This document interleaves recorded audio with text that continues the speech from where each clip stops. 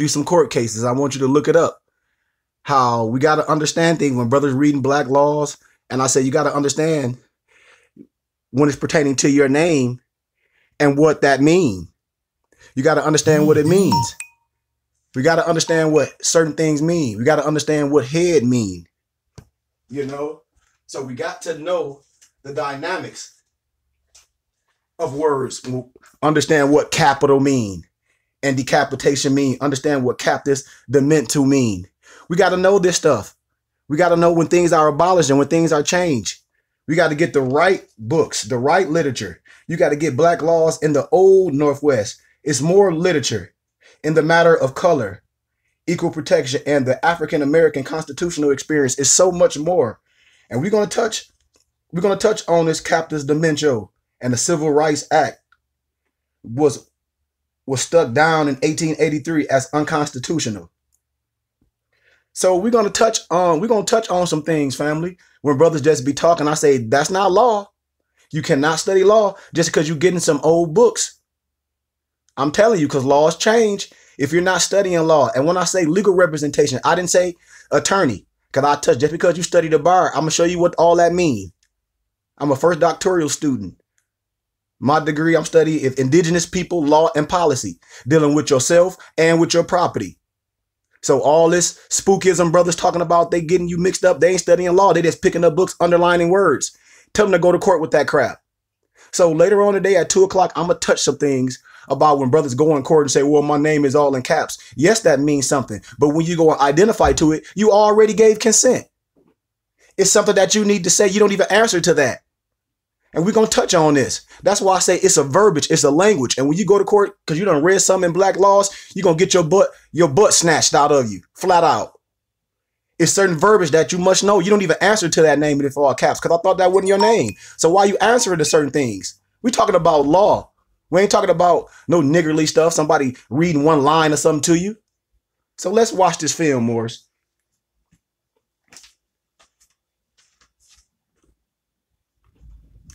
Intended on posting a video, but I have been involved in some seriously heated discussions today here on YouTube. You know, I've been replying to comments and stuff and some other things, and basically the discussion today revolved around race mixing. You know, the obvious race mixing agenda, and of course discussions about not mixing with whites, why the Most High does not want us mixing, the descendants of Adam versus the descendants of fallen angels, all these different discussions. And I just happened upon a video about this Egyptian man, a true Egyptian, fighting the government to classify him as, hold on a minute, is it a conspiracy that, you know, perhaps you guys are pretending to be black? You're not really black. You're just, I don't know, maybe pretending. Because according to what this black Egyptian man has had to face since he came to these United States, he's not black. He's white. Now, you guys tell me what kind of sickness that is. If these heathens are not helping on mixing us out. And Morris, you got to understand, when brothers be reading black laws and all that, tell them to show you in black laws where it's talking about or pertaining to the proper context of your name being in caps. And I'm gonna show you, and then I'm gonna show you what it means in law, in court, when you go to court. There's just no other explanation for it. Okay? Anytime you have somebody in your face constantly trying to tell you to mix with someone who looks so obviously different from you, the only question you can ask them is, what the hell for? Why? Okay, because quite frankly, I mean, you haven't figured it out yet. Walking around this planet without melanin, that's deadly. You know, I'm not surprised, like I said in one of my comments today, that one of the major killers of Europeans is skin cancer. Obviously, why would you want someone to mix with someone like that? The reproduced children would have the same defects. Anyway, I'm going to put the clip up here so you guys can see it. You know, I didn't want this to be some long drawn out video, so I just want you guys to watch this clip. And please throw in your 2, 3, 4, 5 cents, however many cents you want to put in there, because this is a trip right here. I'm a black Egyptian. My father is much darker than I am. My mother is lighter than I am. In Egypt, people are identified by the religion first, not the race. So in Egypt, if you are Christian, you are a minority person. But if you're black, you're not a minority person. You are a part of the mainstream society. And I came from this background. And in Egypt, you identify as Arab and as Muslim. And in this country, when I first came, I identified myself as Arab American and Muslim first. And gradually, I became to identify myself as black. I came to the U.S. in 1978, and I became a U.S. citizen in 1985. When I became a U.S. resident, I was told by the Immigration and Naturalization that I am white. And I told them that I'm black, and they said, no, in this country, you are white. All Arabs in this country, all Arab immigrants are white. I didn't pay much attention in the beginning to this, because in the Arab world, we identify with our ethnicity first as Arabs, and then with the race second as black or white or whatever. But in this country, you identify with your racial group first and then with your ethnicity second. Gradually, I became black first and Arab second. And I rejected my white classification publicly for the first time in 1987, in February, as a panelist in a function sponsored by the Association of the Study of Black Life and History in Detroit. I said that I belong to two minority groups. I'm Arab American and Black American, and I'm racially black and ethnically Egyptian. I was harassed by my employer right after that. I work for a white school district. The superintendent is white. All the associate superintendents are white, even though that we provide services to 30% black population. But the organization is white and the approach is very white.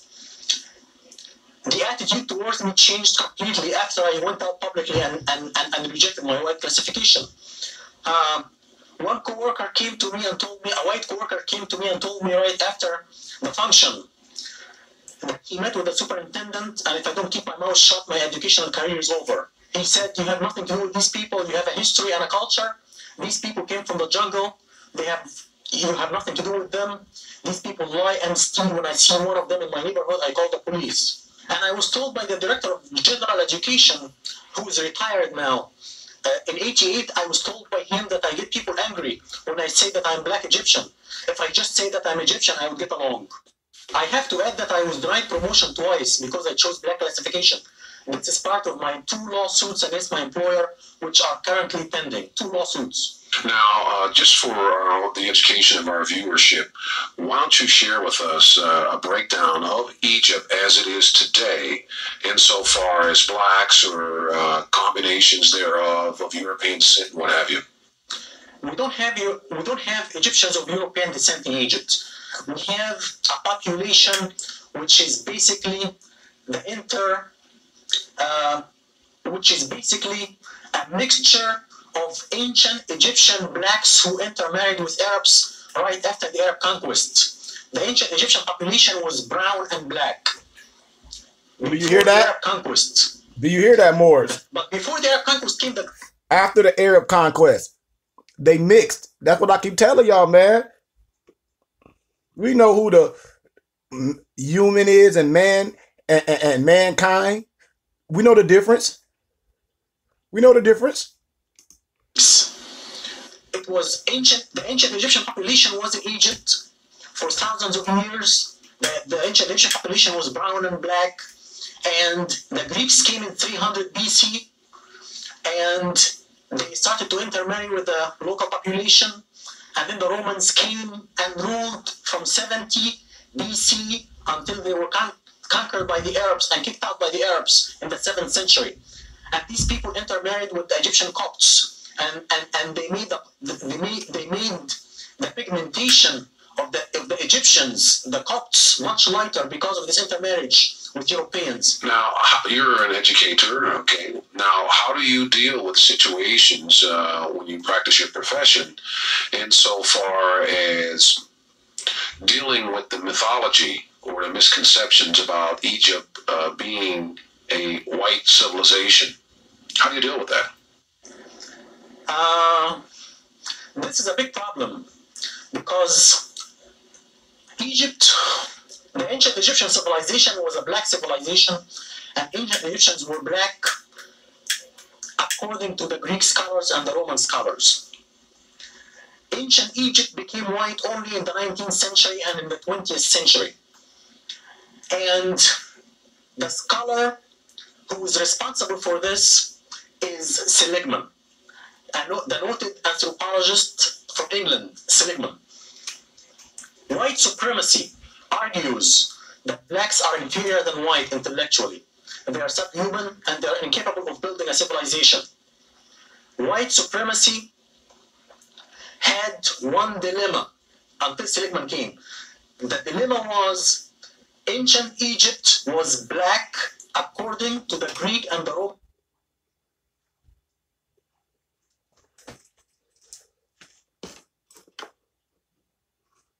You hear that, Morris? My fault. I don't know why it froze on me. They must don't want. We don't want to know about the rest. Seligman found the solution for this dilemma. Let me go back. They had this dilemma. I'll go right there. Seligman came. The dilemma was. Let me go back a little bit more. Egypt, white supremacy there we go. Argues that blacks are inferior than white intellectually. They are subhuman and they are incapable of building a civilization. White supremacy had one dilemma until Seligman came.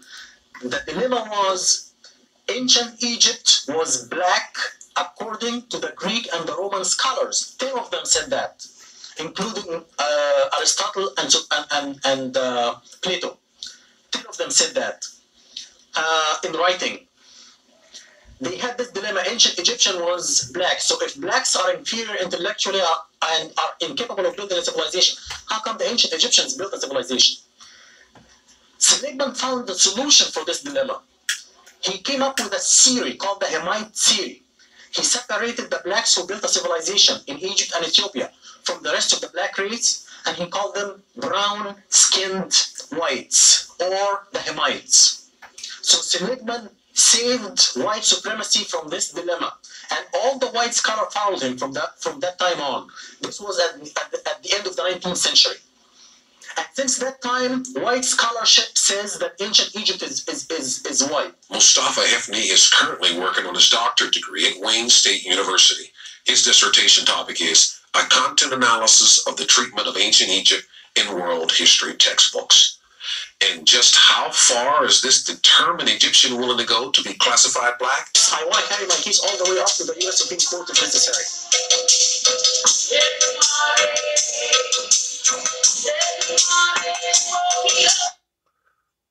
There you go, Morris. So obviously, and as you can see, he's not white. So why would whites nearly split themselves in two to force this man to be classified as white? What is it about the history of Egypt that whites have been lying about? They don't want to get out. So it's just easier for them to classify everyone as white, even when they obviously are not. And that's just what I want to put out there. I want to show you guys, what your enemies are like, and what this obviously person of color has had to deal with since he decided to come over here to the States. I mean, it's bad enough they brought our people here on slave ships, and we've had to deal with them, for this long. But look at what this man is going through. And like I said, he said that if he had to, he would take this fight all the way to the Supreme Court just to get some white folks, some sick white people to declare him black. I mean, he's black, obviously. But on their paper, they put him down as white. And it's crazy. And there you have it. Navigate, Morris. Navigate. Understand the essence of everything. If we say the Egyptians black, and we as black is beautiful, but it's not a nationality. We understand that. We got to understand the essence. The sun is black as you get closer to it. Melanin equals carbon is black. So black, we got to understand the duality of words, Morris. Black is not a nationality. Black is not a nationality. We know this. but black is not ugly.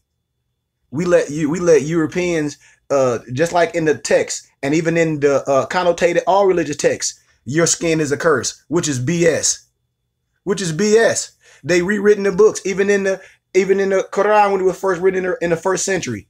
They changed the pen from brown and short to tall and white. Research it. You don't have to listen to me. And even in the biblical text, your skin was never turned black or nothing to curse you, but skin was definitely turned white and your generations. So we just got to get into explaining things the right way and saying, hey, I'm not here for nobody religious dogma and religious perspective. I understand the tenets and the laws of everything. And if you are more, you say you an adapt and all that, you should understand all the tenets of everything too. I love you all. Tune in today at 2 o'clock. Love, truth, peace, freedom, justice. My 2 cents, health and wealth. Islam.